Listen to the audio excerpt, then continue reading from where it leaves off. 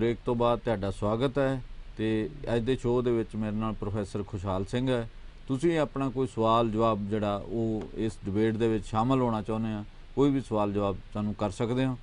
तो हुण प्रेस साहब असीं अगे वधदे हां। अपने जिहड़ा असीं अकाली दल बारे गल कर रहे सीगे, उस गलबात दे विच भी जिहड़ा नंगार आया वो हुण किधर नूं जाएगा भी सिख पंथ खतरे का नां दे के मतलब चोणां लड़ियां, पर पिछलियां दो चोणां इन्हां ने इस तरीके नाल नहीं लड़ियां। हुण किधर नूं जाएगा कम? वेखो जी, जम्मू साहब जी, जिस तरह मैं जिक्र कर रहा सीगा, ਜਿਹੜਾ ਸੀਗਾ ਸਾਕਾ जून 84 ਤੋਂ ਬਾਅਦ हाँ जी ਅਕਾਲੀ ਦਲ ਤੇ ਪੰਜਾਬ ਦਾ ਜਿਹੜਾ ਕਤਾਰਬੰਦੀ ਆ ਜਿਹੜੀ ਸਿੱਖ ਪੰਥ ਦੀ ਤੇ ਦੂਜੇ ਜਿਹੜੇ ਉਹਨਾਂ ਵਰਗਾਂ ਦੇ ਵਿੱਚ ਹੋ ਗਈ ਸੀ, ਉਦੋਂ ਅਕਾਲੀ ਦਲ ਨੂੰ 70 ਸੀਟਾਂ 71 ਸੀਟਾਂ ਮਿਲੀਆਂ ਸੀਗੀਆਂ ਆਪਣੇ ਬਲ ਦੇ ਉੱਤੇ हाँ जी ਇਸ ਕਤਾਰਬੰਦੀ ਦੇ ਵਿੱਚ। ਸੋ ਉਸ ਤੋਂ ਬਾਅਦ ਅਕਾਲੀ ਦਲ ਹਮੇਸ਼ਾ ਬੀਜੇਪੀ ਦੇ ਨਾਲ ਲੱਗ ਕੇ ਸਰਕਾਰ ਬਣਾਉਂਦਾ ਰਿਹਾ ਤੇ ਉਹਦੇ ਵਾਸਤੇ ਫਿਰ ਉਹ ਸਿੱਖਾਂ ਦੀ ਗੱਲ ਤਾਂ ਕਰ ਨਹੀਂ ਸੀ ਸਕਦਾ। ਉਹਨੇ ਜਿਹੜੀਆਂ ਹੋਰ ਗੱਲਾਂ ਸੀਗੀਆਂ, ਕਿਉਂਕਿ ਜਿਹੜੇ ਸਿੱਖਾਂ ਨੂੰ ਕੁੱਟ ਪਈ ਸਿੱਖ ਸਮਾਜ ਨੂੰ, ਮਤਲਬ ਅਸੀਂ ਕਹੀਏ 84 ਦੇ ਦਹਾਕਿਆਂ ਦੇ ਵਿੱਚ मेरे ख्याल 2-3 ਵਾਰੀ ਪੈ ਗਈ। ਇੱਕ ਤਾਂ ਇਹ ਜਿਹੜਾ ਦਹਿਸ਼ਤਗਰਦੀ ਦਾ ਦੌਰ ਸੀਗਾ, ਕਾਲਾ ਦੌਰ ਜਿਹਨੂੰ ਕਿਹਾ ਜਾਂ ਉਹਦੇ 'ਚ, ਦੂਜਾ 84 ਦੇ ਵਿੱਚ ਜਿਹੜਾ ਹਾਂ ਸਾਰਾ ਕੁਝ ਜਿਹੜਾ ਸਿੱਖਾਂ ਨੂੰ ਕੁੱਟ ਪਈ ਨਾ ਜੀ, ਉਹ ਕੁੱਟ ਨੂੰ ਜਸਟੀਫਾਈ ਕਰਦੀਆਂ ਸਰਕਾਰਾਂ ਬਾਅਦ 'ਚ ਆਈਆਂ, ਭਾਵੇਂ ਉਹ ਕਾਂਗਰਸ ਦੀ ਬੇਅੰਤ ਸਿੰਘ ਦੀ ਸਰਕਾਰ ਸੀ ਤੇ ਭਾਵੇਂ ਪ੍ਰਕਾਸ਼ ਸਿੰਘ ਬਾਦਲ ਦੀ ਸਰਕਾਰ ਸੀ। ਉਹਨਾਂ ਦੀ ਉਹਦੀ ਨੀਤੀ ਦੇ ਵਿੱਚ ਜਾਂ ਪੁਲਿਸ ਪ੍ਰਸ਼ਾਸਨ ਦੇ ਵਿੱਚ ਜਾਂ ਉਹਦੇ ਵਿੱਚ ਕੋਈ ਤਬਦੀਲੀ ਨਹੀਂ ਸੀ। ਉਹ ਸੇਮ ਉਹੀ ਸੀਗੀ ਜਿਹੜਾ ਮਤਲਬ ਇੱਕੇ ਕਿਸਮ ਦਾ ਸੀਗਾ। ਸੋ ਉਹਦੇ ਦਰਮਿਆਨ ਜਿਹੜੇ ਆ ਸਿੱਖ ਮੁੱਦਿਆਂ ਦੀ ਗੱਲ ਕਰਨਾ, ਜਿਹਦੇ ਤੇ ਅਕਾਲੀ ਦਲ ਨੇ ਇੰਨਾ ਮੋਰਚਾ ਲਾਇਆ ਸੀਗਾ। ਅਕਾਲੀ ਦਲ ਨੇ ਸਾਰੀਆਂ ਹੀ ਪੰਜਾਬ ਦੀਆਂ ਮੰਗਾਂ ਸੀ ਜਿਹੜੀਆਂ ਉਹਨਾਂ ਪ੍ਰਤੀ ਬੇਰੁਖੀ ਅਪਣਾ ਲਈ ਸੀ, ਭਾਵੇਂ ਪਾਣੀ ਦੇ ਮਸਲੇ ਸੀ, ਚੰਡੀਗੜ੍ਹ ਦਾ ਮਸਲਾ ਜੀ, ਪੰਜਾਬੀ ਬੋਲਦੇ ਇਲਾਕਿਆਂ ਦਾ ਮਸਲਾ ਸੀ। ਬੁਨਿਆਦੀ ਤੌਰ ਤੇ ਤਾਂ ਆਨੰਦਪੁਰ ਸਾਹਿਬ ਦਾ ਹੀ ਮਤਾ ਸੀ ਨਾ, ਉਹਨੂੰ ਤਰਾਂਜਲੀ ਦੇ ਦਿੱਤੀ ਸੀ। ਉਹਦੇ ਤੋਂ ਆਪਣੇ ਆਪ ਨੂੰ ਪਾਸੇ, ਉਹਦੇ ਤੋਂ ਵੀ ਅੱਗੇ ਜਾ ਕੇ ਯੂ ਟਰਨ ਲੈ ਲਿਆ ਸੀਗਾ। ਕਸ਼ਮੀਰ ਦੇ ਮਸਲੇ ਤੇ ਜਾ ਕੇ, CN ਦੇ ਮਸਲੇ ਤੇ ਜਾ ਕੇ ਉਹ ਇੱਕ ਰਾਸ਼ਟਰੀ ਪਾਰਟੀ ਵਾਲਾ ਸਟੈਂਡ ਹੈ ਜਿਹੜਾ ਉਹਦਾ, ਜਿਹੜਾ ਅਕਾਲੀ ਦਲ ਦਾ ਉਹ ਹੈਗਾ ਆ, ਰੋਲ ਹੈਗਾ ਆ, ਉਹ as a Bharatiya Janata party ਦਾ ਇੱਕ ਵਿੰਗ ਦੇ ਰੂਪ, ਸਿਆਸੀ ਵਿੰਗ ਦੇ ਰੂਪ ਵਿੱਚ ਪੰਜਾਬ 'ਚ ਉਹਨਾਂ ਨੇ ਉਹ ਜਿਹੜੇ 10 ਸਾਲ ਨੇ ਉਹ ਕੰਮ ਕੀਤਾ ਹੈਗਾ ਆ। ਸੋ ਉਹਦੇ ਵਿੱਚ ਉਹਦੇ ਕੋਲ ਕੋਈ ਏਜੰਡਾ ਬਚਿਆ ਨਹੀਂ ਸੀ।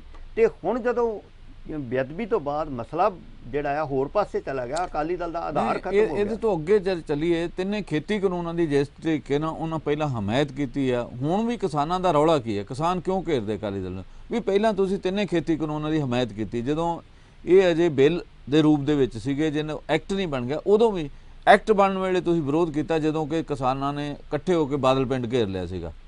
ਇਹ ਵੇਖੋ ਜੀ ਜੰਮੂ ਜੀ, ਜਿਹੜਾ ਤਾਂ ਹੈਗਾ ਕਿਸਾਨਾਂ ਦਾ ਮਸਲਾ ਹੈਗਾ ਆ, ਉਹ ਕਿਸਾਨੀ ਦੀ ਲੈ ਕੇ, ਖੇਤੀ ਨੀਤੀ ਨੂੰ ਲੈ ਕੇ ਜਿਹੜਾ ਉਹ ਜਿੰਨੀਆਂ ਵੀ ਸਿਆਸੀ ਪਾਰਟੀਆਂ ਮੈਦਾਨ 'ਚ ਹੈਗੀਆਂ ਨੇ, ਲਗਭਗ ਸਾਰਿਆਂ ਦੀ ਇੱਕੋ ਜਿਹੀ ਸੋਚ ਹੈਗੀ ਆ। ਪਹਿਲਾਂ ਨਾ ਕਾਂਗਰਸ ਦਾ ਵੀ ਕੋਈ ਜਿਹੜਾ ਆ ਖੇਤੀ ਦੇ ਮਸਲੇ ਉੱਤੇ ਕਾਰਪੋਰੇਟ ਦੇ ਪੱਖੀ ਹੈਗਾ ਆ।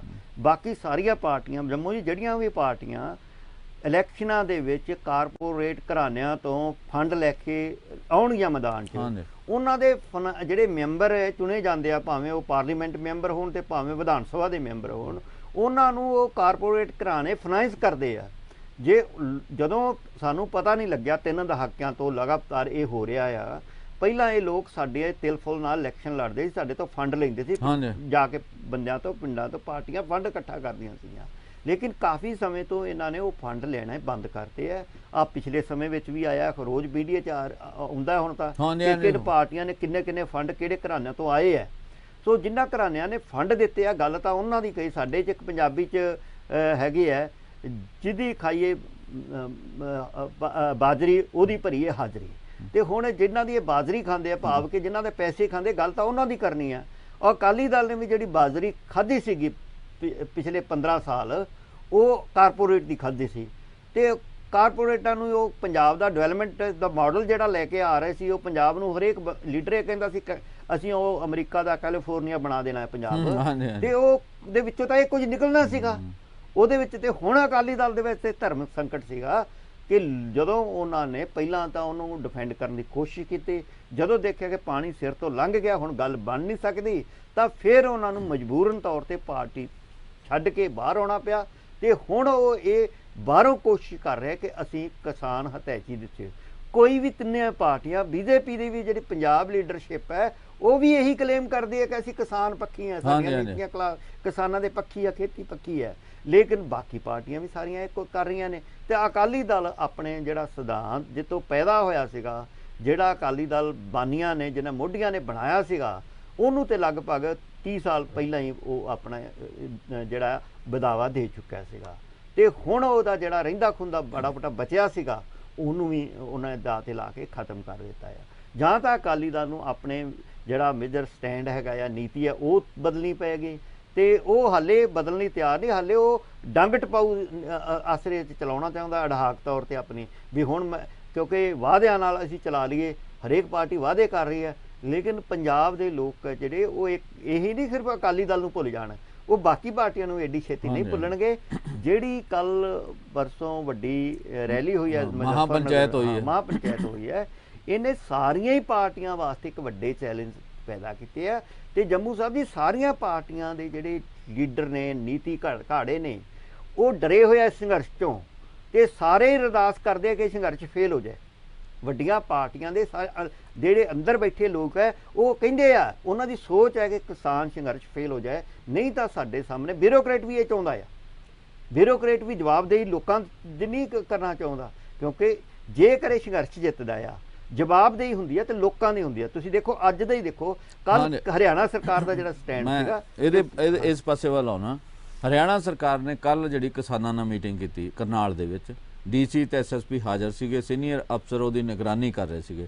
ਉਹਦੇ ਵਿੱਚ ਜਿਹੜੀ ਕਿਸਾਨਾਂ ਨੇ ਮੰਗਾਂ ਰੱਖੀਆਂ, ਉਹਨਾਂ ਦੇ ਵਿੱਚ ਉਹਨਾਂ ਨੇ ਇੱਕ ਕਿਹਾ ਵੀ ਅਸੀਂ ਜਿਹੜਾ ਕਿਸਾਨ ਦੀ ਮੌਤ ਹੋਈ ਹੈ ਕਾਜਲ ਦੀ, ਉਹਦੇ ਲੜਕੇ ਉਹਦੇ ਪਰਿਵਾਰ ਨੂੰ ਇੱਕ ਨੌਕਰੀ ਦੇ ਸਕਦੇ ਹਾਂ, ਉਹ ਵੀ ਜਿਹੜਾ ਦਿਹਾੜੀਦਾਰ ਦੀ, ਮਤਲਬ ਇਹ ਕਿਹਾ। ਤੇ ਕਿਸਾਨਾਂ ਨੇ ਕਿਹਾ ਵੀ ਤੁਸੀਂ ਕੀ ਕਰ ਰਹੇ ਹੋ, ਸਾਡੇ ਨਾਲ ਮਜ਼ਾਕ ਕਰ ਰਹੇ ਹੋ, ਮਤਲਬ ਤੁਹਾਨੂੰ ਜੋ ਅਸੀਂ ਕਹਿ ਰਹੇ ਹਾਂ ਵੀ ਜਿੰਨੀ ਸੀਰੀਅਸ ਗੱਲ ਅਸੀਂ ਕਰ ਰਹੇ ਹਾਂ ਤੁਸੀਂ ਇਹਦੇ ਉਲਟ ਕਰ ਰਹੇ ਹਾਂ। ਇੱਕ ਤਾਂ ਉਹ ਕਿਸਾਨ, ਦੂਜਾ ਜਿਹਦੇ ਤੇ ਜੋਤ ਗਈ ਹੈ ਜਿਹੜੇ ਕਿਸਾਨ ਦੀ ਅੱਖਾਂ ਦੀ, ਉਹਦੇ ਬਾਰੇ ਕੀ ਕਰੋਗੇ?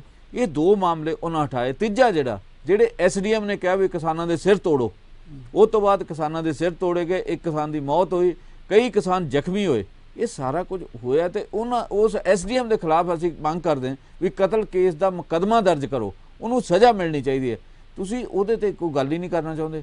ਫਿਰ ਇਹਨਾਂ ਨੇ ਦਫਾ 44 ਲਾਉਣ ਦਾ ਐਲਾਨ ਕਰ ਦਿੱਤਾ, ਇੰਟਰਨੈਟ ਕਨੈਕਸ਼ਨ ਬੰਦ ਕਰਤੇ, ਤਾਂ ਕਿ ਜਿਹੜੀ ਉੱਥੋਂ ਰੈਲੀ ਦੀ ਜਿਹੜਾ ਉੱਥੇ ਅੱਜ ਜੱਦੋਜਹਿਦ ਹੋਣੀ ਉਹਦੀਆਂ ਖਬਰਾਂ ਬਾਹਰ ਨਾ ਜਾ ਸਕਣ। ਪਰ ਖਬਰਾਂ ਰੁਕੀਆਂ ਨਹੀਂ ਗਿਆ। ਕਿਸਾਨ ਜਿਹੜੇ ਆ ਉੱਥੇ ਇਹ ਸਾਰਾ ਕੁਝ ਤੋੜ ਕੇ ਜੋ ਵੀ ਕੀਤਾ ਸੀ, ਸਾਰੇ ਕਿਸਾਨ ਆਗੂ ਉੱਥੇ ਪਹੁੰਚ ਗਏ ਆ। ਉਸ ਤੋਂ ਬਾਅਦ ਦਾਣਾ ਮੰਡੀ ਦੇ ਵਿੱਚ ਉਹਨਾਂ ਦੀ ਰੈਲੀ ਚੱਲ ਰਹੀ ਹੈ, ਉਹਦੇ ਵਿੱਚ ਅੱਜ ਵੱਡੇ ਐਲਾਨ ਹੋ ਸਕਦੇ, ਉਹਨੂੰ ਸਕੱਤਰੇਤ ਨੂੰ ਘੇਰਨ ਦਾ ਵੀ ਹੋਗਾ।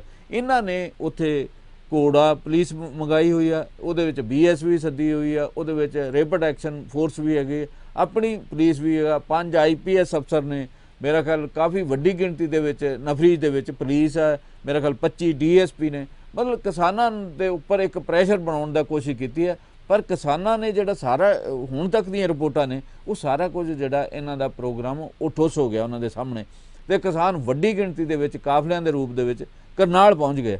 ਇਹ ਜਿਹੜਾ ਟੋਟਲ ਕਿਸਾਨਾਂ ਦੇ ਵਿੱਚ ਜਿਹੜੀ ਅਸੀਂ ਮੁਜ਼ੱਫਰਪੁਰ ਦੇ ਤੋਂ ਬਾਅਦ ਅਸੀਂ ਦੇਖਦੇ ਜਿੰਨਾ ਕਿਸਾਨਾਂ ਦੇ ਵਿੱਚ ਜੋਸ਼ ਹੈ, ਜਿੰਨਾ ਹੌਸਲਾ ਹੈ, ਜਿੱਧਰ ਨੂੰ ਕਿਸਾਨ ਜਾ ਰਿਹਾ ਹੈ, ਮੇਰਾ ਖਿਆਲ ਉਹਨਾਂ ਦੀ ਜਿੱਤ ਜਿਹੜੀ ਆ ਇੱਕ ਦਿਨ ਜਿਹੜੀ ਸਫਲਤਾ ਉਹਨਾਂ ਦੇ ਕਦਮ ਚੁੰਮੇਗੀ, ਪੈਰ ਚੁੰਮੇਗੀ। ਤੇ ਜਿਹੜੀ ਖੱਟੜ ਸਰਕਾਰ ਹੈ ਜਿਹੜਾ ਪਾਸੇ ਨੂੰ ਤੋਰਨਾ ਚਾਹੁੰਦੀ, ਉਹ ਮੇਰਾ ਖਿਆਲ ਨੀਤੀ ਜਿਹੜੀ ਉਹਨਾਂ ਦੀ ਸਫਲ ਨਹੀਂ ਹੋਏਗੀ। ਇਹਦੇ ਬਾਰੇ ਤੁਸੀਂ ਗੱਲ ਕਰੋ। ਬਿਲਕੁਲ ਜੰਮੂ ਜੀ, ਜਿਸ ਤਰੀਕੇ ਨਾਲ ਜਿਹੜਾ ਮੁਜ਼ੱਫਰਨਗਰ ਦੀ ਮਹਾਪੰਚਾਇਤ ਨੇ ਜਿਸ ਤਰ੍ਹਾਂ ਦਾ ਮੈਸੇਜ ਦਿੱਤਾ ਸੀਗਾ, ਇੱਕ ਤਾਂ ਤੇ ਅਸੀਂ ਪੰਜਾਬ ਕਿਸਾਨ ਸੰਘਰਸ਼ ਵਿੱਚ ਦੁਬਾਰਾ ਜਿਹੜੀ ਹੈ ਇੱਕ ਪੱਧਰ ਤੇ ਕੁਝ ਮੀਡੀਆ ਹਾਊਸ ਵੱਲੋਂ ਇਹ ਪ੍ਰਚਾਰਿਆ ਜਾ ਰਿਹਾ ਸੀ ਕਿ ਨਾਰਾਜ਼ਤਾ ਆ ਗਈ ਹੈ, ਕਿਸਾਨ ਜਾਣ ਹਟ ਗਏ ਆ। ਦੇਖੋ ਜੀ, ਬਾਹਰੋਂ ਜਿਹੜੇ ਡਾਇਸਪੋਰਾ ਤੇ ਲੋਕ ਬੈਠੇ ਸੀ ਉਹਨਾਂ ਨੇ ਸਹਾਇਤਾ ਦੇਣੀ ਬੰਦ ਕਰਤੀ, ਐਵੇਂ ਦਾ ਬਹੁਤ ਪ੍ਰਚਾਰ ਹੋ ਰਿਹਾ ਸੀਗਾ।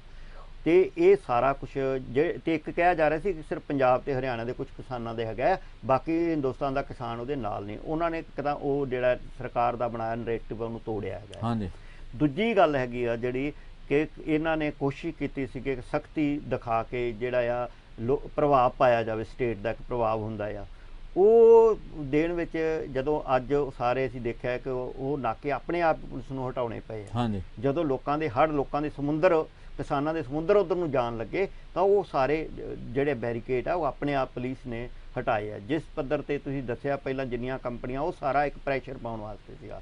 ਉਹਨਾਂ ਨੇ ਕਿਸਾਨਾਂ ਨੂੰ ਕਿਹਾ ਕਿ ਉਹ ਕਿਸਾਨਾਂ ਤੋਂ ਪਹਿਲੇ ਇੱਕ ਮੰਗ ਮੰਨ ਲਈ ਸੀ ਕਿ ਅਸੀਂ ਉਹਨਾਂ ਦੇ ਘਰਦਿਆਂ ਨੂੰ, ਜੇ ਉਹ ਕਿਸਾਨ ਜਿਹੜਾ ਉੱਥੇ ਜਾਨ ਗਵਾ ਚੁੱਕਿਆ, ਉਹਦੇ ਵਾਰਸਾਂ ਨੂੰ ਨੌਕਰੀ ਸਰਕਾਰੀ ਦੇਣ ਲਈ ਲਗਭਗ ਰਾਜੀ ਹੋ ਗਏ ਸੀ। ਦੂਜਾ ਐਸਡੀਐਮ ਦੀ ਵੀ ਉਹਨਾਂ ਨੇ ਬਦਲੀ ਕਰ ਦਿੱਤੀ ਸੀ। ਉਹ ਕਹਿੰਦੇ 302 ਦਾ ਕੇਸ ਦਰਜ ਕਰੋ। ਬਿਲਕੁਲ। ਈਵਨ ਜਿਹੜਾ ਬੀਜੇਪੀ ਦਾ ਐਮਪੀ ਹੈ ਵਰੁਣ ਗਾਂਧੀ, ਉਹਨੇ ਵੀ ਇਹਦੇ ਤੇ ਕਿਹਾ ਵੀ ਇਹ ਬਹੁਤ ਹੀ ਗਲਤ ਹੈ ਤੇ ਸਾਡੀ ਜਮਹੂਰੀਅਤ ਦੇ ਵਿੱਚ ਉਹ ਐਕਸੈਪਟ ਨਹੀਂ ਕੀਤਾ ਜਾ ਸਕਦਾ, ਪ੍ਰਵਾਨ ਨਹੀਂ ਕੀਤਾ ਜਾ ਸਕਦਾ। ਬਿਲਕੁਲ। ਉਹ ਸੋਸ਼ਲ ਮੀਡੀਆ ਤੇ ਜਿਹੜੀ ਉਹਦੀ ਹੋਈ ਹੈਗੀ ਹੈ, ਉਹਦੀ ਜਿਹੜਾ ਹਰਿਆਣੇ ਦੇ ਮੁੱਖ ਮੰਤਰੀ ਸਾਹਿਬ ਨੇ ਉਹਨਾਂ ਵਕਾਲਤ ਕੀਤੀ ਕਿ ਉਹ ਸ਼ਬਦਾਂ ਦੀ ਸ਼ਬਦ ਨਹੀਂ ਸੀ ਵਰਤਣੇ ਚਾਹੀਦੇ। ਬਾਕੀ ਜੋ ਸਖਤੀ ਕੀਤੀ ਉਹ ਤਾਂ ਠੀਕ ਵੀ ਸਿਰ ਤੋੜਨੇ ਚਾਹੀਦੇ ਸੀ। ਉਹ ਸਾਰਾ ਕੁਝ ਜਿਸ ਤਰ੍ਹਾਂ ਕੀਤਾ ਹੈਗਾ ਉਹਦਾ ਵੀ ਜਿਹੜਾ ਆ, ਕਿਉਂਕਿ ਜਿਹੜੇ ਖੱਟਰ ਸਾਹਿਬ ਨੇ ਉਹ ਕੋਈ ਸਿਆਸੀ ਉਸ ਤਰ੍ਹਾਂ ਦੇ ਲੀਡਰ ਨਹੀਂ ਹੈਗੇ, ਤੇ ਉਹ ਐਕਚੁਅਲੀ ਹਾਲੇ ਤੱਕ ਉਹਨਾਂ ਨੂੰ ਪਤਾ ਨਹੀਂ ਲੱਗਿਆ ਕਿ ਮੈਂ ਇੱਕ ਸੂਬੇ ਦਾ ਮੁੱਖ ਮੰਤਰੀ ਹਾਂ। ਉਹ ਉਸ ਤਰ੍ਹਾਂ ਹੀ ਗੱਲ ਕਰ ਰਿਹਾ ਜਿਸ ਤਰ੍ਹਾਂ ਕੋਈ ਸ਼ਾਖਾ ਦੇ ਵਿੱਚ ਕੋਈ ਹੈੱਡ ਹੋਣੇ ਜਾਂ ਆਰਐਸਐਸ ਦੇ ਹੈੱਡ ਹੁੰਦੇ ਆ, ਜੋ ਛੋਟੀ ਜਥੇਬੰਦੀ ਦੇ ਵਿੱਚ ਪ੍ਰਭਾਵ ਉਹਨਾਂ ਦਾ ਹੈਗਾ ਆ। ਉਹਨਾਂ ਦਾ ਬਿਹੇਵੀਅਰ ਇੱਕ ਮੁੱਖ ਮੰਤਰੀ ਵਾਲਾ ਜਿਹੜਾ ਹੋਣਾ ਚਾਹੀਦਾ, ਜਿਹੜਾ ਮੰਗ ਕੀਤੀ ਜਾਂਦੀ ਅੱਜ ਦੇ ਲੋਕਤੰਤਰ ਜਿਹੜਾ ਸਿਸਟਮ ਦੇ ਵਿੱਚ ਮੁੱਖ ਮੰਤਰੀ ਤੋਂ ਘੱਟੋ ਘੱਟ ਉਹ ਰਵੱਈਆ ਨਹੀਂ ਸੀਗਾ। ਅਸੀਂ ਦੇਖਿਆ ਜਿਸ ਤਰੀਕੇ ਨਾਲ ਵਕਾਲਤ ਕੀਤੀ, ਕਿਉਂਕਿ ਉਹ ਤੁਸੀਂ ਕੰਮ ਵੀ ਕਰ ਰਹੇ ਹੋ। ਜਿਸ ਤਰ੍ਹਾਂ ਹੁਣ ਤੁਸੀਂ ਪਿੱਛੇ ਹਟੀ ਸਰਕਾਰਾਂ ਹਮੇਸ਼ਾ ਇੱਕ ਵਾਰੀ ਲੋਕਾਂ ਨੂੰ ਜਰਕਾਉਣ ਦਾ ਜਿਹੜਾ ਪ੍ਰੋਗਰਾਮ ਬਣਾਉਂਦੀਆਂ, ਜਦੋਂ ਲੋਕ ਨਹੀਂ ਜਰਕਦੇ ਫਿਰ ਆਪ ਜਰਕ ਜਾਂਦੀਆਂ। ਇਹ ਤਾਂ ਹੁੰਦਾ ਹੀ ਸਿਸਟਮ ਚੱਲਦਾ ਸਰਕਾਰ ਪ੍ਰੈਕਟਿਸ ਵਿੱਚ, ਤਾਂ ਹੁੰਦਾ ਨਹੀਂ ਕੋਈ ਇਸ ਤਰ੍ਹਾਂ ਦਾ ਕੋਈ ਨਿੱਜੀ ਮਸਲਾ ਨਹੀਂ ਹੁੰਦਾ। ਸੋ ਇਸ ਕਰਕੇ ਸਰਕਾਰ ਲੋਕਾਂ ਦੇ ਜਿਹੜਾ ਪ੍ਰਭਾਵ ਹੈ ਉਹਨਾਂ ਦੇ ਅੱਗੇ ਝੁਕੀ ਹੈ, ਲੋਕਾਂ ਦੇ ਵੱਡੇ ਹੜ ਅੱਗੇ। ਇਹ ਚੰਗੀ ਗੱਲ ਹੈ, ਸਰਕਾਰ ਦੀ ਵੀ ਚੰਗੀ ਗੱਲ ਹੈ, ਕਿਉਂਕਿ ਜੇ ਉੱਥੇ ਟਕਰਾਅ ਪੈਦਾ ਹੋ ਜਾਂਦਾ, ਉਹ ਟਕਰਾਅ ਘਾਤਕ ਹੋ ਸਕਦਾ ਸਰਕਾਰ ਵਾਸਤੇ ਵੀ, ਜਿਹੜਾ ਸਟੇਟ ਵਾਸਤੇ ਵੀ, ਤੇ ਕਿਸਾਨ ਸੰਘਰਸ਼ ਵਾਸਤੇ ਵੀ। ਉਹ ਜਿਹੜਾ ਆ ਪਤਾ ਨਹੀਂ ਫਿਰ ਇਸ ਤਰ੍ਹਾਂ ਦਾ ਰੁਝਾਨ ਹੈ ਜਿਹੜਾ ਉਹ ਸਾਰਿਆਂ ਦੇ ਫੇਵਰ 'ਚ ਨਹੀਂ ਜਾਂਦਾ ਹੁੰਦਾ। ਸੋ ਇਹ ਠੀਕ ਕੀਤਾ ਸਰਕਾਰ ਨੇ ਜਿਹੜਾ ਕਿਸਾਨਾਂ ਨੂੰ ਉੱਥੇ ਆਗਿਆ ਦਿੱਤੀ ਆ, ਤੇ ਹੋਰ ਵੀ ਸਗੋਂ ਇਹਨਾਂ ਨੂੰ ਕਿਸਾਨਾਂ ਦੇ ਹੱਕ ਵਿੱਚ, ਕਿਉਂਕਿ ਕੱਲ ਨੂੰ ਵੋਟਾਂ ਤਾਂ ਤੁਸੀਂ ਲੋਕਾਂ ਤੋਂ ਲੈਣੀਆਂ। ਹਾਂਜੀ ਹਾਂਜੀ। ਤੇ ਜਦੋਂ ਲੋਕਾਂ ਤੋਂ ਵੋਟਾਂ ਲੈਣੀਆਂ ਨੇ ਤੇ ਲੋਕਾਂ ਦੇ ਨਾਲ ਦੁਸ਼ਮਣੀ ਪਗਾ ਕੇ ਪੋਸੀਬਲ ਨਹੀਂ ਹੈਗਾ। ਸੋ ਇਹਨਾਂ ਨੇ ਜਿਹੜੇ ਜਿਸ ਤਰ੍ਹਾਂ ਅਸੀਂ ਕਹੀਏ ਕਿ ਕਈ ਕੁਝ ਬਦਲ ਦੇਣਾ ਆ ਇਸ ਜਿਹੜਾ ਕਿਸਾਨਾਂ ਦਾ ਇਹ ਹੜ੍ਹ 'ਚ ਆਏ ਹੋਏ ਆ, ਇਹਨੇ ਵੱਡੇ ਵੱਡੇ ਤਬਦੀਲੀਆਂ ਸਿਆਸਤ ਵਿੱਚ ਵੀ ਲੈ ਕੇ ਆਉਣੀਆਂ ਨੇ, ਪ੍ਰਸ਼ਾਸਨ ਵਿੱਚ ਵੀ ਲੈ ਕੇ ਆਉਣੀਆਂ ਨੇ। ਸਰ 1 2 3 4 ਗੱਲਾਂ ਨੇ ਜਿਹੜੀਆਂ ਉਹ ਮੁਜ਼ੱਫਰਨਗਰ ਦੀ ਜਿਹੜੀ ਰੈਲੀ ਦੀਆਂ, ਇੱਕ ਜਿੰਨੇ ਲੋਕਾਂ ਨੇ ਘਰ ਖੋਲ੍ਹੇ ਉੱਥੇ, ਮਤਲਬ ਜਿਹੜੀ ਸਾਂਝੀਵਾਲਤਾ ਦੀ ਅਸੀਂ ਗੱਲ ਕਰਦੇ ਹਾਂ, ਜਿਹੜਾ ਅਸੀਂ ਦੌਰ 'ਚ ਇਹਦੇ 'ਚ ਵਿਅਕਤੀਗਤ ਜਿਹੜਾ ਇੰਡੀਵਿਜੂਅਲਿਜ਼ਮ ਭਾਰੀ ਹੈ, ਪਰ ਜੋ ਉੱਥੇ ਲੋਕਾਂ ਨੇ ਪ੍ਰਗਟਾਵਾ ਕੀਤਾ, ਮਤਲਬ ਇੰਨੇ ਵੱਡੇ ਪੱਧਰ ਤੇ ਲੰਗਰ ਲਾਏ ਗਏ, ਇੰਨੇ ਵੱਡੇ ਪੱਧਰ ਤੇ ਜਿਹੜੇ ਬਾਹਰੋਂ ਗਏ ਲੋਕ ਉਹਨਾਂ ਨੂੰ ਪ੍ਰਵਾਨ ਕੀਤਾ ਗਿਆ, ਘਰ ਖੋਲ੍ਹ ਤੇ ਵੀ ਜਿੰਨੇ ਰਹਿਣਾ, ਨਹਾਉਣਾ, ਇਹ ਰੋਟੀ ਖਾਣੀ, ਪ੍ਰਸ਼ਾਦਾ ਛਕਣਾ, ਉਹ ਛਕਣ। ਮਤਲਬ ਇਹੋ ਜਿਹਾ ਬਹੁਤ ਦੇਰ ਬਾਅਦ ਕੋਈ ਦੇਖਣ ਨੂੰ ਮਿਲਿਆ। ਇਹਦੇ ਤੋਂ ਇਹ ਜਿਹੜੀ ਏਕਤਾ ਤੋੜੀ ਗਈ ਸੀ, ਮਤਲਬ ਦੰਗੇ ਕੀਤੇ ਗਏ ਸੀ ਮੁਜ਼ੱਫਰਪੁਰ ਦੇ ਵਿੱਚ, ਕਰਵਾਏ ਗਏ ਸੀ, ਜਿਹੜਾ ਰਾਜਨੀਤੀ ਦਾ ਧਰੁਵੀਕਰਨ ਕੀਤਾ ਸੀ, ਇਸ ਕਿਸਾਨ ਅੰਦੋਲਨ ਨੇ ਉਸ ਨੂੰ ਤੋੜਿਆ। ਤੇ ਜਿਹੜਾ ਕਾਰਪੋਰੇਟ ਆ ਉਹਦੇ ਉੱਪਰ ਜਿੰਨੀ ਸੱਟ ਇਸ ਅੰਦੋਲਨ ਨੇ ਮਾਰੀ ਹੈ, ਤੇ ਜਿਹੜਾ ਏਜੰਡਾ ਸੈੱਟ ਕਰਨ ਵੱਲ ਵੱਧ ਰਿਹਾ, ਮੇਰਾ ਖਿਆਲ ਇਹ ਰਿਮਾਰਕੇਬਲ ਅਚੀਵਮੈਂਟ ਹੈ। ਤੇ ਚੌਥੀ ਜਿਹੜੀ ਗੱਲ ਹੈ, ਜਿੰਨੀਆਂ ਇਸ ਰੈਲੀ ਦੇ ਵਿੱਚ ਔਰਤਾਂ ਗਈਆਂ, ਉਹ ਆਪਣੇ ਆਪ 'ਚ ਬਹੁਤ ਵੱਡੀ ਪ੍ਰਾਪਤੀ ਹੈਗੀ ਆ। ਜਿਹੜਾ ਅਸੀਂ ਮਰਦ ਪ੍ਰਧਾਨਗੀ ਦਾ ਮਾਮਲਾ ਜਿਹੜਾ ਵੱਡੇ ਪੱਧਰ 'ਤੇ ਚੱਲਦਾ ਸੀਗਾ, ਮੇਰਾ ਖਿਆਲ ਉਹਨੂੰ ਵੀ ਰੋਕਣ ਦੇ ਵਿੱਚ ਮਦਦ ਮਿਲੇਗੀ। ਤੇ ਜਿਸ ਅੰਦੋਲਨ ਦੇ ਵਿੱਚ ਔਰਤਾਂ ਦੀ ਸ਼ਮੂਲੀਅਤ ਲਗਾਤਾਰ ਵੱਧਦੀ ਹੈ, ਮੇਰਾ ਖਿਆਲ ਉਹਦੀ ਸਫਲਤਾ ਨੂੰ ਕੋਈ ਰੋਕ ਨਹੀਂ ਸਕੇਗਾ। ਮੋਦੀ ਸਰਕਾਰ ਕਿੰਨਾ ਸਮਾਂ ਲਾ ਲੇਗੀ, ਅਲਟੀਮੇਟਲੀ ਸੂਨਰ ਔਰ ਲੇਟਰ ਮੇਰਾ ਖਿਆਲ ਇਹ ਤਿੰਨੇ ਖੇਤੀ ਕਾਨੂੰਨ ਰੱਦ ਹੀ ਨਹੀਂ ਕਰਨੇ ਪੈਣਗੇ, ਸਗੋਂ ਕਿਸਾਨਾਂ ਨੂੰ ਇਹ ਯਕੀਨੀ ਬਣਾਉਣਾ ਪਏਗਾ, ਘੱਟੋ ਘੱਟ ਭਾਅ ਦੇਣੇ ਪੈਣਗੇ, ਇਸ ਪਾਸੇ ਵੱਲ ਤੁਰਨਾ ਪਏਗਾ। ਨਹੀਂ ਤਾਂ ਕਿਸਾਨ ਅੰਦੋਲਨ ਜਿਹੜਾ 22 ਸੂਬਿਆਂ ਦੇ ਵਿੱਚ ਫੈਲ ਚੁੱਕਾ ਹੈ ਤੇ 22 ਸੂਬਿਆਂ ਤੋਂ ਉੱਥੇ ਲੋਕ ਆਏ ਆ, ਇਹ ਮੇਰਾ ਖਿਆਲ ਇੱਕ ਬਹੁਤ ਵੱਡੀ ਪ੍ਰਾਪਤੀ ਕਹੀ ਜਾ ਸਕਦੀ ਹੈ। ਬਿਲਕੁਲ ਜੰਮੂ ਜੀ, ਮੈਂ ਤੁਹਾਡੇ ਸਾਥ ਸਹਿਮਤ ਹੈ ਕਿ ਜਿਹੜਾ ਮੁਜ਼ੱਫਰਨਗਰ ਇੱਕ ਫਿਰਕੂਪਨ ਦੀ ਰਾਜਨੀਤੀ ਕਰਕੇ, ਇੱਕ ਦੰਗਿਆਂ ਕਰਕੇ, ਇੱਕ ਵਰਗ ਨੂੰ ਜਿਹੜਾ ਆ ਧਰਮਾਂ ਦੀ ਜਿਹੜੀ ਫਿਰਕੂ ਰਾਜਨੀਤੀ ਆ ਉਹਦੇ ਲਈ ਫੇਮਸ ਹੋਇਆ ਸੀਗਾ। ਸ਼ੁਰੂਆਤ ਉੱਥੋਂ ਹੋਈ ਸੀਗੀ। ਤੇ ਜਿੱਥੇ ਬੀਜੇਪੀ ਦੀ ਬਾਅਦ ਸਰਕਾਰ ਯੋਗੀ ਦੀ ਬਣੀ ਹੈ, ਜਿਹੜੇ ਨੀਆਂ 'ਚ ਉਹ ਸਾਰਾ ਸਿਸਟਮ ਹੈਗਾ ਆ। ਸੋ ਇਹਨੂੰ ਇਸ ਨਫ਼ਰਤ ਦੀ ਰਾਜਨੀਤੀ ਨੂੰ ਜਿਹੜੇ ਕਿਸਾਨ ਸੰਘਰਸ਼ ਦੇ ਵਿੱਚ ਜਿਹੜੇ ਭਾਈਚਾਰਕ ਏਕਤਾ ਆ, ਜਿਸ ਪੱਧਰ ਦੇ ਉੱਤੇ ਲੋਕਾਂ ਨੇ ਉੱਥੇ ਆਪਣੇ ਘਰ ਖੋਲ੍ਹੇ ਆ, ਬਜ਼ੁਰਗਾਂ ਲਈ ਮੋਟਰਸਾਈਕਲਾਂ ਦੇ ਪ੍ਰਬੰਧ ਕੀਤੇ ਆ, ਹੋਰ ਜਿਹੜੇ ਲੰਗਰ ਦੇ ਪ੍ਰਬੰਧ ਕੀਤੇ ਆ, ਨਾਸ਼ਤੇ ਦੇ ਪ੍ਰਬੰਧ ਕੀਤੇ, ਸਾਰੇ ਦੇਖੇ ਆ। ਤੇ ਉਹ ਭਾਈਚਾਰਕ ਸਾਂਝ ਨੂੰ, ਆਪਸੀ ਪ੍ਰੇਮ ਪਿਆਰ ਨੂੰ, ਤੇ ਉਹੀ ਸਭ ਤੋਂ ਵੱਡਾ ਜਿਹੜਾ ਆ ਉਹ ਜਿਹੜਾ ਆਰਐਸਐਸ ਦੀ ਰਾਜਨੀਤੀ ਆ ਜਾਂ ਭਾਰਤੀ ਜਨਤਾ ਪਾਰਟੀ ਦੀ ਰਾਜਨੀਤੀ ਆ, ਉਹਦੇ ਲਈ ਸਭ ਤੋਂ ਵੱਡਾ ਚੈਲੰਜ ਹੈ। ਮੈਂ ਕਹਿੰਦਾ ਇਹ ਇੱਕ ਬਹੁਤ ਵੱਡਾ ਚੈਲੰਜ ਜਿਹੜਾ ਕਿਸਾਨਾਂ ਨੇ ਪੈਦਾ ਕੀਤਾ ਹੈ, ਜਿਹਦੀ ਅਸੀਂ ਗੱਲ ਕਰਕੇ ਹਟੇ ਹਾਂ। ਦੂਜੀ ਗੱਲ ਇਹ ਵੀ ਬੜੀ ਵਧੀਆ ਕੀਤੀ ਹੈ ਤੁਸੀਂ, ਮੈਂ ਵੀ ਸਹਿਮਤ ਹਾਂ ਇਹਦੇ ਨਾਲ ਕਿ ਔਰਤਾਂ ਦੀ ਸ਼ਮੂਲੀਅਤ ਹੈ। ਇਹ ਜਿਹੜਾ ਸੰਘਰਸ਼ ਹੈ, ਪਹਿਲੀ ਵਾਰ ਇਸ ਗਿਣਤੀ ਪੱਖੋਂ ਐਡੀਆਂ ਭਾਰੀ ਗਿਣਤੀ ਦੇ ਵਿੱਚ ਔਰਤਾਂ ਜਿਹੜੀਆਂ ਨੇ ਪੰਜਾਬ 'ਚੋਂ ਸ਼ਾਮਲ ਹੋਣੀਆਂ ਸ਼ੁਰੂ ਹੋਈਆਂ ਪਹਿਲਾਂ, ਅਤੇ ਫਿਰ ਉਹ ਸਾਰਾ ਜਿਹੜਾ ਰੁਝਾਨ ਅੱਗੇ ਹੋਰ ਸੂਬਿਆਂ ਦੇ ਵਿੱਚ ਵੀ ਲਗਾਤਾਰ ਉਹ ਵੱਧਦਾ ਜਾ ਰਿਹਾ ਆ। ਅਤੇ ਇਹ ਅਸੀਂ ਕਹਿ ਰਹੇ ਹਾਂ ਸਿਆਸਤ ਦੇ ਵਿੱਚ ਵੀ ਜਿਹੜੀ ਆ ਇਸ ਤਰ੍ਹਾਂ ਦੀ ਸ਼ੁਰੂਆਤ ਹੈ, ਤਾਂ ਇਹ ਚੜ੍ਹਦੀ ਕਲਾ ਦਾ ਪ੍ਰਤੀਕ ਹੈਗੀ ਹੈ ਸਾਰੇ ਸੰਘਰਸ਼ ਵਾਸਤੇ। ਅਤੇ ਕਿਸਾਨ ਇਹ ਬਿੱਲ ਪਾਸ ਹੁੰਦੇ ਆ ਨਹੀਂ ਹੁੰਦੇ, ਇਹ ਤਾਂ ਬਾਅਦ ਪਿੱਛੇ ਰਹਿ ਗਈ ਗੱਲ। ਜੋ ਹੁਣ ਤੱਕ ਇਸ ਸੰਘਰਸ਼ ਨੇ ਪ੍ਰਾਪਤ ਕਰ ਲਿਆ ਆ, ਉਹਦਾ ਇਤਿਹਾਸ ਵੀ ਇੱਕ ਵੱਖਰਾ ਹੈਗਾ ਆ।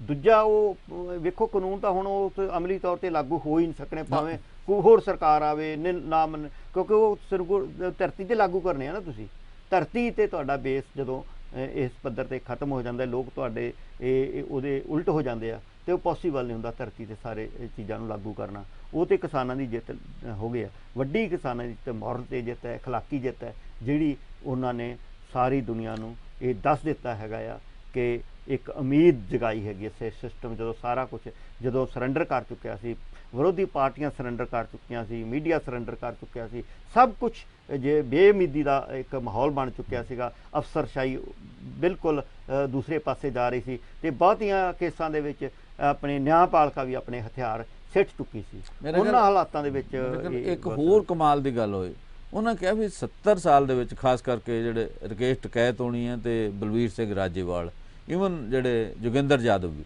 ਉਹਨਾਂ ਕਿਹਾ ਜੋ 70 ਸਾਲ ਦੇ ਵਿੱਚ ਦੇਸ਼ ਨੇ ਕਮਾਇਆ ਸੀਗਾ, ਜਿੰਨਾ ਪਬਲਿਕ ਸੈਕਟਰ ਬਣਾਇਆ ਗਿਆ ਸੀਗਾ, ਉਹਨੂੰ ਸਾਰੇ ਨੂੰ ਇੰਡੀਆ ਔਨ ਸੇਲ, ਮਤਲਬ ਇਹਨਾਂ ਨੇ ਜਿਹੜਾ ਮੁੰਦਰੀਕਰਨ ਨਵਾਂ ਚੀਜ਼ ਲਿਆ ਕੇ, ਮਤਲਬ ਮੁੰਦਰੀਕਰਨ ਇੱਕ ਨਾਂ, ਸਾਰਾ ਕੁਝ ਵੇਚਿਆ ਜਾ ਰਿਹਾ 2+2, ਮਤਲਬ ਅਡਾਨੀ ਤੇ ਅੰਬਾਨੀ, ਮੋਦੀ ਤੇ ਅਮਿਤ ਸ਼ਾਹ, ਇਹ ਸਾਰਾ ਕੁਝ ਹੀ ਵੇਚਣ ਲੱਗੇ ਹੋਏ। ਸਾਰਾ ਕੁਝ ਮੇਰਾ ਖਿਆਲ ਜਿਹੜਾ ਰਹਿੰਦਾ ਸਮਾਂ ਉਹਦੇ 'ਚ ਸਾਰਾ ਕੁਝ ਵੇਚ ਦੇਣਗੇ। ਐਡੀ ਵੱਡੀ ਇਹਨਾਂ ਸੱਟ ਮਾਰੀ, ਜਿਹੜਾ ਕਿ ਇਹ ਰਾਜਨੀਤਿਕ ਪਾਰਟੀਆਂ ਦਾ ਕੰਮ ਸੀ, ਉਹ ਕਿਸਾਨਾਂ ਨੇ ਕੀਤਾ ਉੱਥੇ, ਤੇ ਦੇਸ਼ ਨੂੰ ਕਿਹਾ ਵੀ ਇਹ ਦੇਸ਼ ਇੱਧਰ ਨੂੰ ਲਿਜਾ ਰਿਹਾ, ਜਿਹੜਾ ਕਿ ਆਮ ਜਨਤਾ ਦੇ ਖਿਲਾਫ ਹੈ, ਇਹਦੇ ਨਾਲ ਰੁਜ਼ਗਾਰ ਦੇ ਮੌਕੇ ਵੀ ਘਟਣਗੇ। ਸਾਰਾ ਦੇਸ਼ ਜਿਹੜਾ ਇਸ ਜਿਹੜੇ ਕੁਝ ਕਾਰਪੋਰੇਟ ਘਰਾਣੇ ਉਹਨਾਂ ਦੇ ਹਵਾਲੇ ਕੀਤਾ ਜਾ ਰਿਹਾ।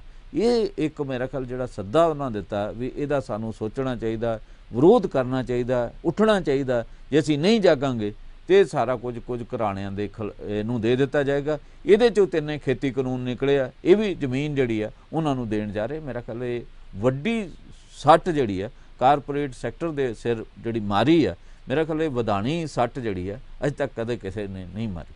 ਬਿਲਕੁਲ ਜੰਮੂ ਸਾਹਿਬ ਜੀ, ਇਹ ਜਿਹੜੇ ਕੰਮ ਪਹਿਲਾਂ ਅਸੀਂ JP ਮੂਵਮੈਂਟ ਦਾ ਹਾਲ ਦੇਖ ਲਈਏ, ਜਾਂ ਉਸ ਤੋਂ ਪਹਿਲਾਂ ਜੋ ਕੁਝ ਚੱਲਿਆ ਹੈਗਾ ਹਿੰਦੁਸਤਾਨ ਦੇ ਵਿੱਚ ਐਮਰਜੈਂਸੀ ਦੇ ਦੌਰ ਦੇ ਵਿੱਚ ਵੀ, ਉਸ ਸਮੇਂ ਵੀ ਜਿਹੜੀਆਂ ਰਾਜਨੀਤਿਕ ਪਾਰਟੀਆਂ ਲੀਡ ਕਰਦੀਆਂ ਸੀਗੀਆਂ ਲੋਕਾਂ ਦੀਆਂ ਮੂਵਮੈਂਟਾਂ ਨੂੰ, ਇੱਥੇ ਉਲਟਾ ਹੋ ਗਿਆ ਹੈ। ਇੱਥੇ ਕਿਸਾਨ ਯੂਨੀਅਨ ਜਿਹੜੀਆਂ ਨੇ ਉਹ ਲੀਡ ਕਰ ਰਹੀਆਂ ਪੋਲੀਟੀਕਲ ਪਾਰਟੀਆਂ, ਅਤੇ ਉਹਨਾਂ ਦੇ ਏਜੰਡੇ ਤੈਅ ਕਰ ਰਹੀਆਂ ਨੇ।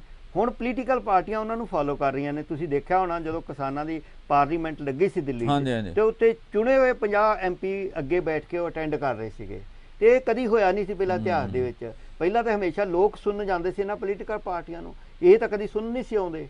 ਇਹ ਵੱਡਾ ਜਿਹੜਾ ਆ ਤਬਦੀਲੀ ਅਸੀਂ ਕਹੀਏ, ਇਹ ਵੱਡੇ ਪੱਧਰ 'ਤੇ ਲਿਆਂਦੀ ਹੈ। ਇਹ ਕਿਸਾਨ ਸੰਘਰਸ਼ ਦੀ ਪ੍ਰਾਪਤੀ ਹੈ, ਪ੍ਰਾਪਤੀ ਦੇ ਰੂਪ ਵਿੱਚ ਦੇਖਿਆ ਜਾ ਸਕਦਾ। ਔਰ ਹੋਰ ਤਾਂ ਬਹੁਤ ਕੁਛ ਅਸੀਂ ਆਉਣ ਵਾਲੇ ਸਮੇਂ 'ਚ ਦੇਖਾਂਗੇ। ਇਹਦੇ ਵਿੱਚ ਵੱਡੀ ਉਮੀਦ ਨਿਕਲੀ ਹੈ। ਜੇ ਬੇਭਰੋਸਗੀ ਹੋ ਚੁੱਕੀ ਸਿਸਟਮ ਦੇ ਵਿੱਚੋਂ, ਤੇ ਉਹ ਅਸੀਂ ਦੇਖਿਆ, ਤੁਸੀਂ ਜਾ ਕੇ ਦੇਖੋਗੇ, ਲੋਕ ਬਹੁਤ ਵੱਡੀਆਂ ਆਪਣੀਆਂ ਪਦਵੀਆਂ ਛੱਡ ਕੇ ਇਸ ਸੰਘਰਸ਼ ਵਿੱਚ ਸ਼ਾਮਲ ਹੋ ਗਏ ਆ। ਲੋਕ ਆਪਣੇ ਨੌਕਰੀਆਂ ਛੱਡ ਕੇ ਸ਼ਾਮਲ ਹੋ ਗਏ ਆ, ਲੋਕ ਆਪਣੀ ਪੜ੍ਹਾਈ ਛੱਡ ਕੇ ਸ਼ਾਮਲ ਹੋ ਗਏ ਆ, ਕਿਉਂਕਿ ਉਹਨਾਂ ਨੂੰ ਉਮੀਦ ਹੈਗੀ ਸਿਸਟਮ ਤੋਂ। ਤੁਸੀਂ ਉੱਥੇ ਦੇਖਿਆ ਹੋਣਾ, ਵੱਡੇ ਡਾਕਟਰ, ਵੱਡੇ ਆਪਣੇ ਬਹੁਤ ਸਾਰੇ ਨੌਜਵਾਨ ਤੁਹਾਨੂੰ ਵੱਡੀ ਗਿਣਤੀ 'ਚ ਮਿਲਣਗੇ, ਜਿਹੜੇ ਉੱਥੇ ਕਿਸਾਨ ਸੰਘਰਸ਼ ਸ਼ਾਮਲ ਹੋਏ ਆ। ਸਾਰਾ ਕੁਝ ਆਪਣਾ ਦਾਅ 'ਤੇ ਲਾ ਕੇ ਉਹ ਉਸ ਉਮੀਦ ਵਿੱਚ ਹੀ ਹੋਇਆ ਕਿ ਇੱਥੋਂ ਕੋਈ ਸਿਸਟਮ ਚੰਗਾ ਨਿਕਲੇਗਾ, ਅਤੇ ਅਸੀਂ ਉਮੀਦ ਕਰ ਸਕਦੇ ਹਾਂ ਕਿ ਇਹਦੇ 'ਚੋਂ ਕੋਈ ਸਿਸਟਮ ਸਾਨੂੰ ਨਿਕਲੇ। ਹੁਣ ਪ੍ਰੈਸ ਸਾਹਿਬ, ਅਗਲੀ ਖਬਰ ਵੱਲ ਰੁਖ ਕਰਦੇ ਹਾਂ। ਅਗਲੀ ਖਬਰ ਹੈਗੀ ਹੈ ਕਿ ਸੁਪਰੀਮ ਕੋਰਟ ਨੇ ਕੱਲ੍ਹ ਕਿਹਾ ਕਿ ਜਿਹੜਾ ਕੇਂਦਰ ਸਰਕਾਰ ਆ ਉਹ ਸਾਡੇ ਫੈਸਲੇ ਦਾ ਸਨਮਾਨ ਨਹੀਂ ਕਰਦੀ। ਉਹਦੇ ਵਿੱਚ ਜਿਹੜਾ ਸੰਦਰਭ ਆ ਉਹਨਾਂ ਦਾ ਵੀ ਜਿਹੜੇ ਟ੍ਰਿਬਿਊਨਲ ਬਣੇ ਦੇਸ਼ ਦੇ ਵਿੱਚ, ਉਹਨਾਂ ਦੇ ਵਿੱਚ ਮੈਂਬਰ ਹੀ ਨਾਮਜ਼ਦ ਨਹੀਂ ਕੀਤੇ ਜਾਂਦੇ, ਮੈਂਬਰ ਲਾਏ ਨਹੀਂ ਜਾ ਰਹੇ। ਅਸੀਂ ਜਿਹੜਾ ਇਹਨਾਂ ਨੇ ਕੇਂਦਰ ਸਰਕਾਰ ਨੇ ਸਾਡੀਆਂ ਜਿਹੜੀਆਂ ਇਹ ਗੱਲਾਂ ਸੀਗੀਆਂ, ਜਿਹੜੀਆਂ ਅਸੀਂ ਇਹਨਾਂ ਨੂੰ ਕਿਹਾ ਸੀ ਵੀ ਤੁਸੀਂ ਇਹ ਠੀਕ ਨਹੀਂ ਕੀਤਾ, ਉਹਦੀ ਥਾਂ 'ਤੇ ਐਕਟ ਲਿਆ ਕੇ ਇਹਨਾਂ ਨੇ ਉਹਨਾਂ ਨੂੰ ਜਿਹੜਾ ਨਵਾਂ ਰੂਪ ਦੇ ਕੇ ਲਾਗੂ ਕਰਨ ਦਾ ਯਤਨ ਕੀਤਾ। ਅਸੀਂ ਉਹ ਐਕਟ ਵੀ ਕਿਹਾ ਵੀ ਇਹ ਗਲਤ ਤੁਸੀਂ ਐਕਟ ਬਣਾਇਆ। ਹੁਣ ਜਿਹੜਾ ਅਟਾਰਨੀ ਜਨਰਲ ਸੀਗਾ ਕੇਂਦਰ ਸਰਕਾਰ ਦਾ, ਉਹਨੇ ਇਹ ਹੀਅਰਿੰਗ ਕਿਹਾ ਵੀ ਇਹਨੂੰ ਇਹ ਅੱਜ ਦੀ ਥਾਂ ਨਾ ਕਰੋ, ਅੱਗੇ ਪਾ ਦਿਓ। ਉਹਨਾਂ ਕਿਹਾ ਵੀ ਨਹੀਂ, ਅਸੀਂ ਇਹ ਹੀਅਰਿੰਗ ਅੱਗੇ ਨਹੀਂ ਪਾਉਣੀ। ਇਹਦੇ ਨਾਲ ਲੋਕਾਂ ਨੂੰ ਜਿਹੜਾ ਇਨਸਾਫ ਮਿਲਣ ਦੇ ਵਿੱਚ ਸਮਾਂ ਲੱਗ ਰਿਹਾ, ਸਾਲ ਦੀਆਂ ਤਰੀਕਾਂ ਪੈ ਰਹੀਆਂ, ਕਿਉਂਕਿ ਇਕੱਲਾ ਜੱਜ ਫੈਸਲਾ ਨਹੀਂ ਕਰ ਸਕਦਾ। ਸੋ ਇਹ ਜਿਹੜੀ ਸਥਿਤੀ ਆ, ਇਹਦੇ ਤੋਂ ਤੁਸੀਂ ਕੁਝ ਦਿਨਾਂ ਦੇ ਵਿੱਚ ਇਹਦਾ ਜਵਾਬ ਦਿਓ, ਨਹੀਂ ਤਾਂ ਅਸੀਂ ਤੁਹਾਡੇ ਖਿਲਾਫ ਮਾਣਾ ਨਹੀਂ ਕਿਉਂ ਨਾ ਕਰੀਏ, ਅਸੀਂ ਆਪਣੇ ਤੌਰ ਤੇ ਮੈਂਬਰ ਕਿਉਂ ਨਾ ਲਾਈਏ। ਫਿਰ ਸਾਡੇ ਕੋਲ ਇਹ ਦੋ ਰਸਤੇ ਤਿੰਨ ਵਜਣਗੇ, ਅਸੀਂ ਇਸ ਪਾਸੇ ਵੱਲ ਨੂੰ ਵਧਾਂਗੇ। ਇਸ ਕਰਕੇ ਤੁਸੀਂ ਜਿਹੜੇ ਅਟਾਰਨੀ ਜਨਰਲ ਤੁਸ਼ਾਰ ਮਹਿਤਾ ਪੇਸ਼ ਹੋਏ, ਉਹਨਾਂ ਨੂੰ ਕਿਹਾ ਜੀ ਤੁਸੀਂ ਕੇਂਦਰ ਸਰਕਾਰ ਨੂੰ ਇਸ ਗੱਲ ਲਈ ਮਨਾਓ, ਜੇ ਨਹੀਂ ਮੰਨਦੇ ਤਾਂ ਫਿਰ ਅਸੀਂ ਇਸ ਪਾਸੇ ਵੱਲ ਜਾਵਾਂਗੇ। ਚੀਫ ਜਸਟਿਸ ਉਸ ਬੈਂਚ ਦੀ ਅਗਵਾਈ ਕਰ ਰਹੇ ਸੀਗੇ ਤੇ ਉਹਨਾਂ ਨੇ ਇਹ ਗੱਲਾਂ ਕਹੀਆਂ। ਇਸ ਟੋਟਲ ਨੂੰ ਗੱਲ ਨੂੰ ਤੁਸੀਂ ਕਿਵੇਂ ਦੇਖਦੇ ਹੋ? ਜੰਮੂ ਸਾਹਿਬ ਜੀ, ਇਹ ਜਿਹੜਾ ਫੈਸਲਾ ਸੁਪਰੀਮ ਕੋਰਟ ਦਾ ਹੈਗਾ, ਪਹਿਲਾਂ ਤੇ ਅਸੀਂ ਮੰਨਦੇ ਹਾਂ ਕਿ ਸਵਾਗਤਯੋਗ ਹੈਗਾ ਆ। ਦੂਜੀ ਇਹ ਗੱਲ ਹੈ ਕਿ ਸੁਪਰੀਮ ਕੋਰਟ ਵੀ ਉਦੋਂ ਹੀ ਫੈਸਲੇ ਲੋਕਾਂ ਦੇ ਹਿੱਤ 'ਚ ਕਰਦੀ ਹੈ ਜਦੋਂ ਲੋਕ ਜਾਗਦੇ ਹੁੰਦੇ ਆ। ਹਾਂਜੀ ਹਾਂਜੀ, ਅਸੀਂ ਉਸ ਐਮਰਜੈਂਸੀ ਦਾ ਸਮਾਂ ਦੇਖਿਆ ਆ। ਇਹ ਕੋਰਟ ਜਦੋਂ ਲੋਕ ਨਹੀਂ ਜਾਗਦੇ ਤਾਂ ਇਹ ਪ੍ਰੈਸ਼ਰ ਐਮਰਜੈਂਸੀ ਨਹੀਂ, ਐਮਰਜੈਂਸੀ ਦਾ ਇੱਕ ਸਮਾਂ ਸੀਗਾ। ਉਹ ਤੋਂ ਬਾਅਦ 84 ਦੇ ਦੰਗੇ, ਜਿਹੜੇ ਜਿਹਨਾਂ ਦੰਗੇ ਕਿਹਾ ਜਾਂਦਾ, ਮੈਂ ਸਮਝਦਾ ਦੰਗੇ ਨਹੀਂ ਕਹਿਣਾ ਚਾਹੀਦਾ, ਕਤਲੇਆਮ ਕਹਿਣਾ ਚਾਹੀਦਾ। ਗਲਤ ਮਤਲਬ ਉਹਦੀ ਨਾਂ ਜਿਹੜਾ ਰੱਖਿਆ ਗਿਆ। ਮਤਲਬ ਸੁਪਰੀਮ ਕੋਰਟ ਆ, ਉਹਦੇ ਮਤਲਬ ਮੈਂ ਤਾਂ ਸਮਝਦਾ ਵੀ ਇਹ ਨੱਕ ਹੇਠਾਂ ਜਿਹੜੇ ਹੋਏ ਸੀਗੇ, ਉਹਨਾਂ ਦਾ ਅਜੇ ਤੱਕ ਇਨਸਾਫ ਨਹੀਂ ਮਿਲਿਆ। ਮਤਲਬ ਇਹ ਸਾਡੀ ਪਰ ਹੁਣ ਜਿਹੜਾ ਸੁਪਰੀਮ ਕੋਰਟ ਨੇ ਕੋਈ ਮੋੜ ਕੱਟਿਆ ਪਿਛਲੇ ਸਮੇਂ ਦੇ ਵਿੱਚ, ਹਾਈ ਕੋਰਟਾਂ ਨੇ ਫੈਸਲੇ ਆਉਣ ਲੱਗੇ, ਇਹ ਇੱਕ ਚੰਗਾ ਰੁਝਾਨ ਮੈਨੂੰ ਲੱਗਦਾ। ਬਿਲਕੁਲ ਜੰਮੂ ਸਾਹਿਬ ਜੀ, ਜਿਹੜਾ ਅਸੀਂ ਫੈਸਲਾ ਉਹ ਦੂਸਰਾ ਆਇਆ ਹੈਗਾ ਆ ਆਪਣਾ ਸਿੰਘੂ ਦਾ ਬਾਰਡਰ ਖੋਲ੍ਹਣ ਵਾਲਾ, ਹਾਂਜੀ ਹਾਂਜੀ, ਉਹਦਾ ਵੀ ਇਸੇ ਹਿਸਾਬ ਨਾਲ ਲੋਕਾਂ ਦਾ ਪ੍ਰਭਾਵ ਵੀ ਹੈਗਾ ਆ। ਇਹ ਕੋਰਟ ਦੇ ਵਿੱਚੋਂ ਜੇ ਇਸ ਤਰ੍ਹਾਂ ਦੀਆਂ ਟਿੱਪਣੀਆਂ ਹੁੰਦੀਆਂ ਕਿ ਸਾਡੀ ਕੋਰਟ ਜਿਹੜੇ ਆ ਲੋਕਾਂ ਦੇ ਖੂਨ ਨਾਲ ਹੱਥ ਨਹੀਂ ਰੰਗ ਸਕਦੀ, ਜਦੋਂ ਇਹਨਾਂ ਨੇ 26 ਜਨਵਰੀ ਵਾਸਤੇ ਸਰਕਾਰ ਨੇ ਕਿਹਾ ਸੀਗਾ, ਤੇ ਕੋਰਟ ਲੋਕਾਂ ਦੇ ਫੇਵਰ 'ਚ ਖੜੀ ਕਿਸੇ ਨਾ ਕਿਸੇ ਰੂਪ ਵਿੱਚ, ਤੇ ਉਹ ਲੋਕਾਂ ਦਾ ਪ੍ਰਭਾਵ ਹੈ, ਲੋਕਾਂ ਦੇ ਜਾਗਦੇ ਹੋਣ ਦਾ ਕਾਰਨ ਕਰਕੇ ਹੋਈ ਹੈ। ਨਹੀਂ ਤਾਂ ਇਹੀ ਸੁਪਰੀਮ ਕੋਰਟ ਦੇ ਵਿੱਚੋਂ ਤੁਸੀਂ ਦੇਖਿਆ ਸੀ ਜਿਹੜੇ ਜੱਜ ਨੇ ਉਹ ਬੀਜੇਪੀ ਦੇ ਵਿੱਚ ਟਿਕਟਾਂ ਦੇ ਉੱਤੇ ਪੋਲੀਟੀਕਲ ਜਿਹੜੀਆਂ ਪੋਸਟਾਂ ਵੀ ਮਾਣ ਰਹੇ ਆ। ਇਹ ਵੀ ਸਾਰਾ ਕੁਝ ਹੋਇਆ ਨਾ, ਤੇ ਉਸ ਦਰਮਿਆਨ ਅਸੀਂ ਕਿ ਕੋਰਟ ਨੇ ਫੈਸਲੇ ਕੀਤਾ, ਸਵਾਗਤਯੋਗ ਹੈਗਾ ਆ। ਕਿਉਂਕਿ ਇਹ ਸਰਕਾਰ ਜਿਸ ਤਰ੍ਹਾਂ ਚੱਲ ਰਹੀ, ਚੋਰ ਮੋਰੀਆਂ ਰਾਹੀਂ ਜਿਹੜੇ ਆ ਸੁਪਰੀਮ ਕੋਰਟ ਤੋਂ ਉੱਤੇ ਆਪਣੇ ਆਪ ਨੂੰ ਜਿਹੜੇ ਆ ਉਹ ਮਹਿਸੂਸ ਕਰ ਰਹੀ ਸੀਗੇ। ਕਿਉਂਕਿ ਕਾਨੂੰਨ ਦੇ ਵਾਸਤੇ ਜਿਸ ਤਰ੍ਹਾਂ ਵੀ ਅਸੀਂ ਦੇਖਿਆ ਆ, ਭਾਵੇਂ ਇੰਦਰਾ ਗਾਂਧੀ ਹੋਵੇ ਤੇ ਭਾਵੇਂ ਹੁਣ ਦੀ ਸਰਕਾਰ ਹੋਵੇ, ਹਮੇਸ਼ਾ ਕਿਤੇ ਨਾ ਕਿਤੇ ਆਪਣੇ ਆਪ ਨੂੰ ਕਾਨੂੰਨ ਤੋਂ ਉੱਪਰ ਸਮਝਦੇ ਆ। ਤੇ ਜਦੋਂ ਪਾਵਰ ਹੁੰਦੀ ਹੈ, ਸੱਤਾ ਦਾ ਨਸ਼ਾ ਵੀ ਕੁਛ ਇਵੇਂ ਦਾ ਹੁੰਦਾ ਆ ਜਿਹੜਾ ਆਪਣੇ ਹੋਣ ਦਾ ਜਿਹੜਾ ਉਹ ਉਸ ਤਰ੍ਹਾਂ ਸਹੀ ਅਹਿਸਾਸ ਨਹੀਂ ਕਰਦਾ। ਫਿਰ ਵੀ ਦੇਰ ਆਏ ਦਰੁਸਤ ਆਏ। ਹੁਣ ਜਿਹੜਾ ਇਹਨਾਂ ਨੇ ਸਮਾਂ ਲਿਆ, ਅਗਲੀ ਤਰੀਕ ਦੇ ਉੱਤੇ ਮੈਨੂੰ ਲੱਗਦਾ ਕਿ ਲੋਕਾਂ ਦੇ ਹਿੱਤ 'ਚ ਕੋਈ ਜ਼ਰੂਰ ਇਹ ਜਿਹੜਾ ਫੈਸਲੇ ਜਾਣਗੇ, ਕਿਉਂਕਿ ਸੁਪਰੀਮ ਕੋਰਟ ਦਾ ਆਪਣਾ ਵੀ ਸਵਾਲ ਹੈਗਾ, ਆਪਣੀ ਇੱਕ ਮੋਰਲ ਦ੍ਰਿਸ਼ਟੀ ਦਾ ਵੀ ਸਵਾਲ ਹੈਗਾ।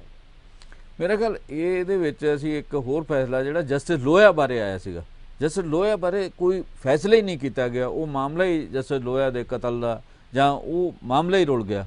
ਹੁਣ ਜਦੋਂ ਮੇਰਾ ਖਿਆਲ ਪ੍ਰੈਸ਼ਰ ਬਣਿਆ, ਦੇਸ਼ ਦੇ ਵਿੱਚ ਗੱਲ ਚੱਲਣ ਲੱਗੀ ਆ, ਤਾਂ ਜਿਹੜੇ ਚੰਗੇ ਫੈਸਲੇ, ਜਿਹੜੇ ਸਹੀ ਦਿਸ਼ਾ ਜਿਹੜੀ ਬਣ ਗਈ ਆ, ਤੇ ਆਸ ਕੀਤੀ ਜਾਣੀ ਚਾਹੀਦੀ ਕਿ ਅਗਲੇ ਦਿਨਾਂ ਦੇ ਵਿੱਚ ਹੋਰ ਬਿਹਤਰ ਗੱਲਾਂ ਜਿਹੜੀਆਂ ਹੋਣਗੀਆਂ। ਮੇਰਾ ਖਿਆਲ ਇਹ ਸਹੀ ਦਿਸ਼ਾ ਜਿਹੜੀ ਬਣ ਜਾਏਗੀ। ਤੇ ਇਸ ਤੋਂ ਅਗਲੀ ਗੱਲ ਜਿਹੜੀ ਆ, ਅਸੀਂ ਛੋਟਾ ਮਾਮਲਾ ਜਿਹੜਾ ਉਹਦੇ ਬਾਰੇ ਕਰਾਂਗੇ ਕਿ ਜਿਹੜਾ ਹਾਈ ਕੋਰਟ ਦੇ ਸਮੇਤ ਸੈਣੀ ਬਾਰੇ ਮੇਰੇ ਖਿਆਲ ਸਾਡਾ ਸਮਾਂ ਵੀ ਖਤਮ ਹੋਣ ਵੱਲ ਜਾ ਰਿਹਾ ਕਿ ਪੰਜਾਬ ਹਰਿਆਣਾ ਹਾਈ ਕੋਰਟ ਨੇ ਉਹਨਾਂ ਨੂੰ ਨੋਟਿਸ ਦਿੱਤਾ ਹੈ ਕਿ ਤੁਹਾਡੀ ਜਿਹੜੀ ਜ਼ਮਾਨਤ ਹੈ ਇਹਨੂੰ ਰੱਦ ਕਿਉਂ ਨਾ ਕਰ ਦਿੱਤਾ ਜਾਵੇ। ਉਹਦੇ ਬਾਰੇ ਤੁਸੀਂ ਕਹਿਣਾ ਚਾਹੁੰਦੇ ਹੋ? ਵੇਖੋ ਜੀ, ਉਹਦੇ ਕੋਰਟ ਨੇ ਕਿਹਾ ਕਿ ਜਿਹੜੇ ਸਮੇਤ ਸੈਣੀ ਦੇ ਬਚਾਅ ਪੱਖ ਦੇ ਵਕੀਲ ਸੀ, ਉਹਨਾਂ ਨੇ ਜਿਹੜੀ ਇਨਫੋਰਮੇਸ਼ਨ ਦਿੱਤੀ ਉਹ ਮਿਸਗਾਈਡ ਕੀਤਾ ਕੋਰਟ ਨੂੰ। ਉਹਦੇ ਵਿੱਚ ਕੋਰਟ ਦੇ ਸਾਹਮਣੇ ਜਿਹੜਾ ਸੱਚ ਪੇਸ਼ ਨਹੀਂ ਕੀਤਾ ਗਿਆ, ਉਹਨੂੰ ਜਿਹੜਾ ਉਹ ਰੱਖਿਆ ਗਿਆ ਹੈਗਾ, ਹਨੇਰੇ 'ਚ ਰੱਖ ਕੇ ਫੈਸਲਾ ਕਰਿਆ। ਇੱਥੇ ਸਾਡੇ ਸ਼ੋਅ ਦਾ ਜਿਹੜਾ ਸਮਾਂ ਸਮਾਪਤ ਹੁੰਦਾ ਹੈ। ਅਸੀਂ ਆਪਣੇ ਦਰਸ਼ਕਾਂ ਕੋਲੋਂ ਆਗੇ ਲੈਂਦੇ, ਤੇ ਤੁਹਾਡਾ ਵੀ ਬਹੁਤ ਬਹੁਤ ਧੰਨਵਾਦ।